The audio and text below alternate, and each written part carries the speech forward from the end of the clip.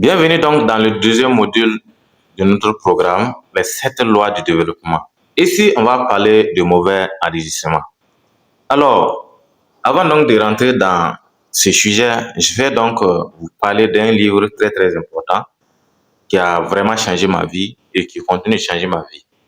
Ça a été écrit par le coach Patrick Armand-Pognon, un spécialiste du coaching au Bénin. Le livre, c'est L'homme accompli. Donc, dans ce livre, il a parlé donc de mauvais enregistrements. Bien avant donc de rentrer dans ce que j'appelle le mauvais enregistrement, j'aimerais bien que vous compreniez de quoi, en tout cas, il en retourne quand il parle de mauvais enregistrement. Donc, vous pouvez voir donc la partie ici, voici. Voilà. En grandissant, en réalité, on a rencontré des situations, on a vécu dans une famille, on a vécu avec des amis, on a vécu dans un entourage, on est allé à l'école, on est traversé par plusieurs aspects dans notre vie. Et cela a changé beaucoup de choses en nous. Et cela nous a franchement transformés.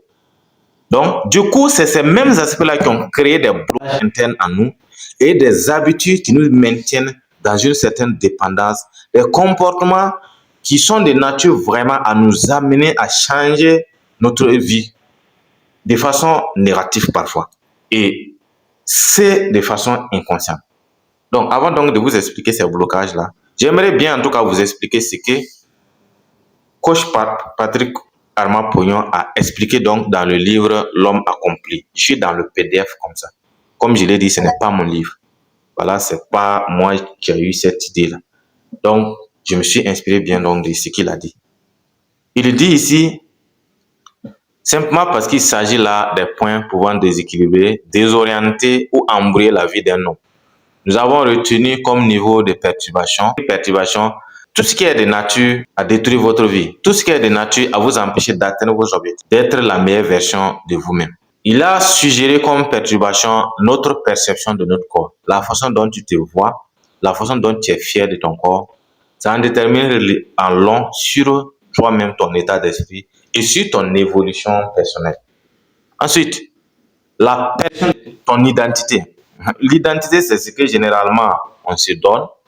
C'est ce que généralement, ce que les parents t'ont donné. Quand on te demande comment tu t'appelles, tu vas dire je m'appelle Bourani Kazmi parce que c'est écrit dans mon extrait date de naissance, c'est ce que les parents m'ont dit que je suis. Mais en réalité, qui ne nous définit pas vraiment. C'est pourquoi il met entre parenthèses qui suis-je. Je dois d'abord vous dire que ce livre, je l'ai lu, je dirais plus de 5 fois, parce que chaque année je le lis, parce que c'est un livre vraiment que je vous conseille d'ailleurs de lire. Voilà. C'est gratuit, c'est pas payant, vous pouvez l'avoir. Il suffit même de me contacter. Voilà. Donc, alors, et il faut noter également que ce qui perturbe un être humain, ce sont ses convictions ou bien ses croyances. Vous voyez, nos croyances sont des éléments vraiment qui nous perturbent parce que parfois ça nous mélange, on ne sait pas quoi croire, on ne sait pas qui croire.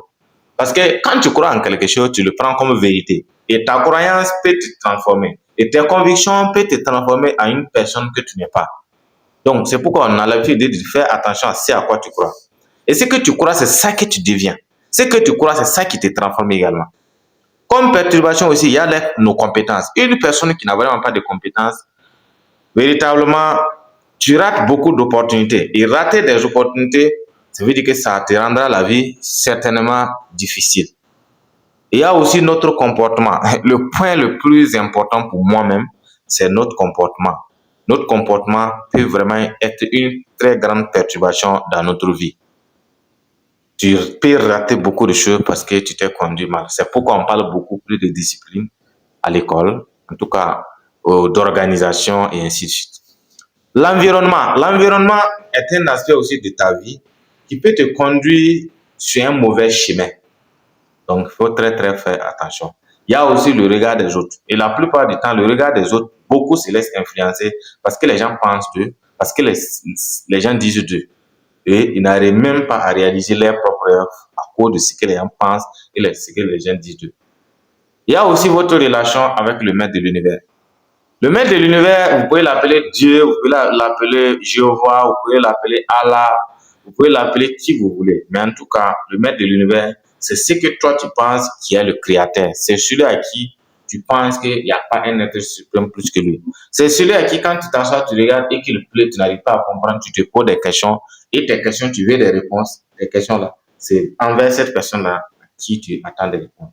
Donc, il peut être le créateur, il peut être le maître de l'univers. En tout cas, donnez-lui le nom que vous voulez. Donc, votre relation avec le maître de l'univers peut vraiment être une perturbation qui va vous empêcher donc d'avancer. Donc, c'est juste ces aspects que je voulais donc que vous compreniez. Je vous invite d'ailleurs donc à lire le livre. Le livre là, c'est L'homme accompli. Voilà, ça a été écrit par coach Patrick Armand Pognon. En tout cas, c'est l'un des personnes vraiment qui a transformé complètement ma vie. Voilà. Donc, je le considère comme un mentor. Peut-être même plus que ça. Donc, les mauvais enregistrements constituent un élément très capital qui va en tout cas nuire à votre développement si vous n'y prenez pas garde. Mais de façon simple, il y a tellement de choses à dire sur les mauvais enregistrements, mais pour me concentrer sur quelques blocages et sur quelques habitudes. D'abord, il y a des gens qui s'asseyent qui disent tout simplement, j'ai pas le temps. Si j'avais le temps qu'il faut, je suis vieux, je n'ai pas l'âge. Si j'étais plus jeune, j'allais pouvoir réaliser ça. Et ensuite, d'autres qui disent, si j'avais ça, si j'avais l'argent, voilà, on dit que l'argent, c'est l'argent qui fait l'argent. Moi, je n'ai pas d'argent. Comment je pourrais me permettre donc de me lancer dans un business? Ensuite, je ne peux pas me le permettre. Voilà, parce que ton esprit est fait de sorte que tu te dis, oh, ça là, c'est pas pour nous autres. Ça, c'est pour les pauvres. Ça, c'est pour les riches. Non, non, tout ça, c'est ton état d'esprit. Et d'autres qui se disent, je ne sais pas par où commencer. Tu ne sais pas par où commencer. Je t'ai donné la quête ultime de l'homme. Alors, la question, je ne sais pas par où commencer, ne devrait plus se poser. Mais c'est que les gens, beaucoup se disent ça. Je vais lancer un business, je ne sais pas comment on fait. Mais va sur YouTube, va sur Google. ChatGPT est là, mon frère, ma soeur.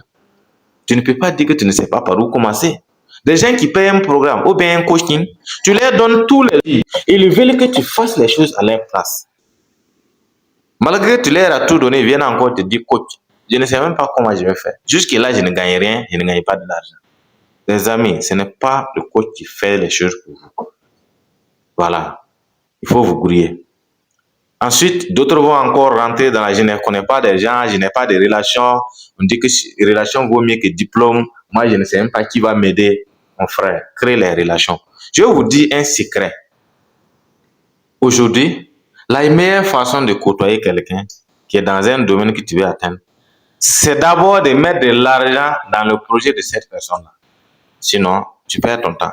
Tu veux que quelqu'un, toi, soit ton mentor. Il fait quoi? Est-ce que, admettons que ton mentor est un banquier, est-ce que ton compte d'épargne là, c'est dans sa banque que tu as ouvert? Est-ce que tu le suis? Qu'est-ce que tu lui apportes? On n'a pas besoin de connaître quelqu'un pour réussir aujourd'hui. Connaître quelqu'un est la chose la plus facile. Tu veux qu'un coach soit ton mentor, paye ses formations. Tu veux que coach Casimir Bonani soit ton mentor, alors mon frère, paye ses formations. Tu auras accès facilement à lui. Donc, au lieu de vous plaindre de tout ce que je viens de citer là, tout ce que je vous demande, c'est de commencer à vous regarder en face. Regardez votre véritable problème. C'est soit vous n'apprenez pas, soit vous n'avez pas de compétences, soit vous avez une mauvaise énergie, soit vous ne savez pas gérer les gens, soit votre problème, c'est votre propre développement personnel. Donc, les amis, il faut éviter juste de dire, je n'ai pas le temps, je n'ai pas d'argent, je ne peux pas me le permettre, je ne sais pas par où commencer et je ne connais personne. Donc, comme recommandation, en tout cas, arrêtez de vous prendre. Prenez un livre sur un sujet que vous voulez, lisez. Allez sur YouTube, faites des recherches sur l'aspect de vous que vous voulez améliorer. C'est aussi simple que ça. Et le débat est clos. Il y a également ces habitudes qui nous clouent dans des comportements indéfinis, dans des comportements qui vous amènent à multiplier tous les efforts que vous faites par zéro. Donc, c'est la paresse. Si tu es paresseux, je prends un exemple. Si tu es paresseux de prendre note dans le programme, alors, il va de soi qu'à un moment donné, tu oublies ce que tu as appris. Moi, je ne laisse pas de sport pour un programme. Alors, si vous voulez, c'est ça qui est le sport. Je ne me mets jamais le travail que je fais comme ça, je ne donne jamais à quelqu'un. Voilà.